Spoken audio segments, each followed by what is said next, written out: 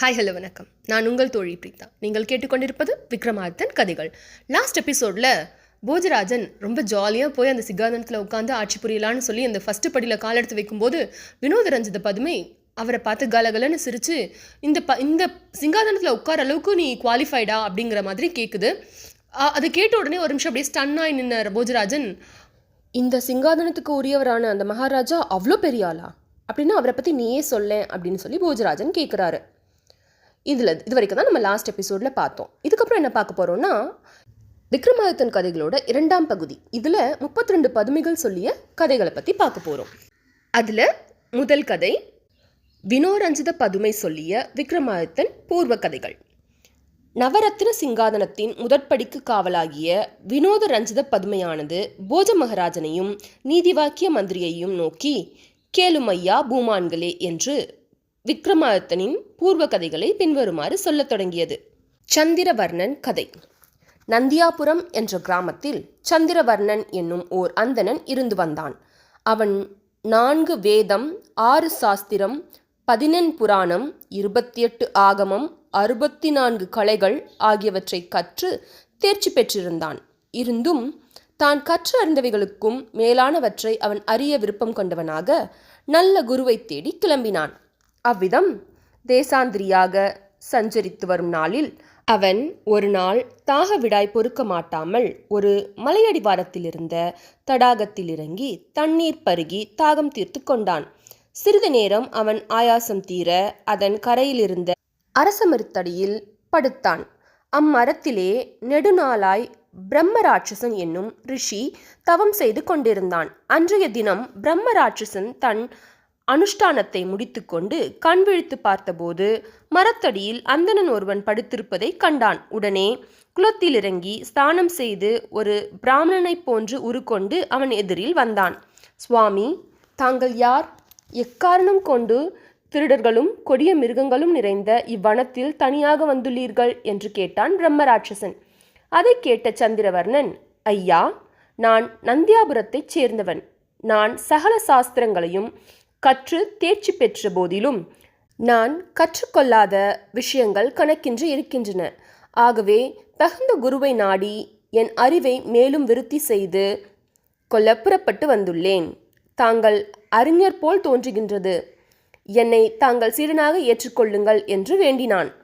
எனக்கு மெத்த சந்தோஷமே. ஆனால் நான் சொல்கிறபடி நீ இருந்தாயானால் உனக்கு நான் அறிந்துள்ள வித்தை சித்தியாகும் என்றான் பிரம்மராட்சசன். அதற்கு சந்திரவர்ணன் இணங்கவே, அந்தன சிரேஷ்டா, 6 மாதத்துக்கு நீ அன்ன ஆகாரமின்றி நித்திரையும் ஒழித்து விரதம் இருக்க வேண்டும். நான் மரத்தின் மேலிருந்து கொண்டு நான் கற்ற வித்தை அனைத்தையும் அரச இலைகளில் எழுதி கீழே போடுகிறேன். நீ அவற்றை சேகரித்து தினம் அவற்றிலுள்ளபடி அபியாசம் செய்து வா என்றான் பிரம்மராட்சச ரிஷி. அப்பால் பசியும் நித்திரையும் அவனை வாட்டாமல் இருக்கும்படி அவனுக்கு ஒரு மந்திரத்தை உபதேசித்தான் பிரம்மராட்சச ரிஷி. இரவும் பகலும் ஓயாமல் குரு சொன்ன வார்த்தை தப்பாமல் சந்திரவர்ணன் சகல வித்தைகளையும் அறிந்து கொண்டான்.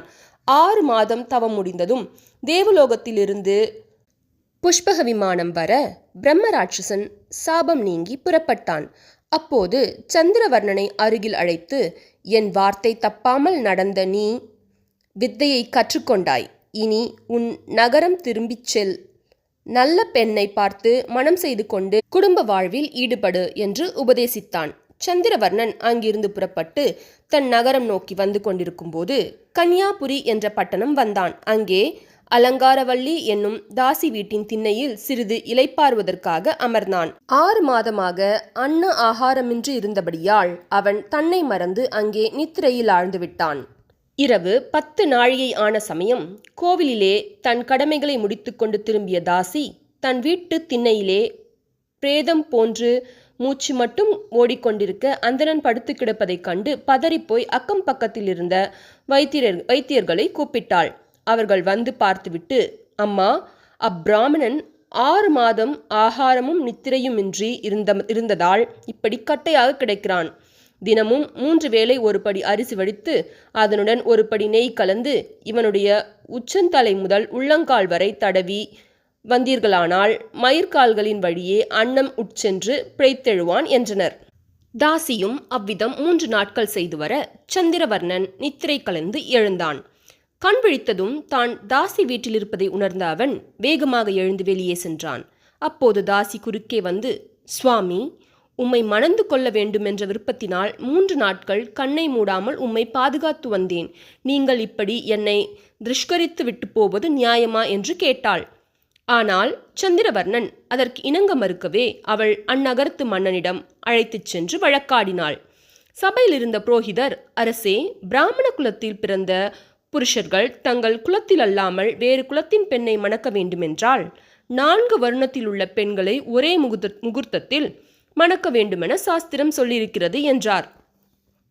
அதை கேட்டு அவனும் பிராமணனின் மேதாவிலாசத்தை கண்டு மனம் மகிழ்ந்தவனாய், புரோகிதரே, அப்படியானால் என் குமாரத்தி சித்திரரேகையையும் உம்முடைய குமாரத்தி கல்யாணியையும் இதோ நமது சபையில் இருக்கும் வைசிய குல சோமசேகரன் செட்டியாரின் குமாரத்தியான கோமலாங்கியையும் தாசி அலங்காரவல்லியுடன் ஒரே முகூர்த்தத்தில் இப்பிராமணனுக்கு மணம் செய்து வைக்க பிரியப்படுகிறேன் என்று சொன்னான். அதை கேட்டு அவர்களும் சம்மதிக்க நல்ல சிவமுகூர்த்தத்தில் சந்திரவர்ணன் 4வரையும் மணந்தான். தன் பத்தினிமார் 4வருடன் கோலாகலமாக நாட்களை கடத்தி வருகையில் சந்திரவர்ணனுக்கு பிராமண ஸ்திரீயிடம் வல்லவ ரிஷி என்றும், அரசகுமாரி சித்திரரேகையிடம் விக்ரமாதித்தன் என்றும், வைசிய பெண் வயிற்றில் பட்டி என்றும், 4வதான தாசி அலங்காரவல்லியிடம் பர்த்ருஹரி என்றும் 4 குமாரர்கள் பிறந்தார்கள். குமாரர்கள் 4வரும் ஒருங்கே கல்வி கேள்விகளில் சிறந்து விளங்கி வரும் நாளையில் புத்திரனின்றி அந்நகரத்து மகாராஜா இறந்துவிடவே மருமகனான சந்திரவர்ணன் அரசனாக முடிசூட்டப் பெற்றான். சந்திரவர்மன் அந்திம காலத்தை அடைந்தபோது அவனைச் சுற்றிலும் 4 குமாரர்களும் வருத்தத்துடன் நின்றிருந்தனர். அப்போது அவன் தன்னுடைய இளைய குமாரனும் தாசி வயிற்று புத்திரனுமான பர்த்ருஹரியை பார்த்து, இவனுக்கு கல்யாணம் நடந்தால் பிள்ளைகள் பிறப்பர், அப்படி பிறந்தால் நமக்கு மோட்சமில்லை என்று நினைத்து அழுதான். பர்த்ருஹரி தன் அறிவினால் அதை உணர்ந்து, தந்தையே, நீங்கள் கவலையுறாதீர்கள். நான் கல்யாணம் செய்து கொண்டால் பிள்ளைகள் பெற்று உங்கள் நற்கதிக்கு தடையாக இருக்க மாட்டேன். என் மனைவிகளுடன் நான் ஒருபோதும் தொடர்பு கொள்வதில்லை என சத்தியம் செய்து கொடுக்கிறேன் என்றான். அதை கேட்டு சந்தோஷமடைந்த சந்திரவர்ணன் தன் குமாரர்களை அருகில் அழைத்து, மைந்தர்களே, அலங்காரவல்லி தாசியினால்தான் நான் மற்ற 3வரையும் என் மனைவியராக பெற்றேன். ஆகவே அவர்களுக்கு பிறந்தவனே எனக்கு பிறகு பட்டம் ஏற வேண்டும் என்று தெரிவிக்க, அவ்வாறே சகோதரர்களும் தங்களில் இளையவனான பர்த்ருஹரியை அரசனாக முடிசூட்டினர். சந்திரவர்ணனும் கவலையின்றி வாழ்க்கையை நீத்தான். அதன் பின்னர் மூத்த குமாரனான வல்லப ரிஷி தன் இளைய சகோதரனான பத்ருஹரியை ஆசிர்வதித்து அவனுக்கு துணையாக விக்ரமன், பட்டி இருவரையும் இருக்க செய்து தன் தவமியற்ற காட்டுக்கு சென்றான். உலக பந்தத்தை ஒருவன் வெறுத்து தள்ளினாலும் அனுபவத்தினாலன்றி அது தீராது என்பதையும், ஒவ்வாத குலத்து பெண்ணிடம் அபரிமிதமான ஆசை வைத்தாலும் அவளுடைய சந்ததியினரால் மோட்சம் கிடைப்பதற்கு மத சம்பிரதாயம் இடம் கொடாது என்பதையும் சந்திரவர்ணன் வாழ்வு எடுத்துக்காட்டியது.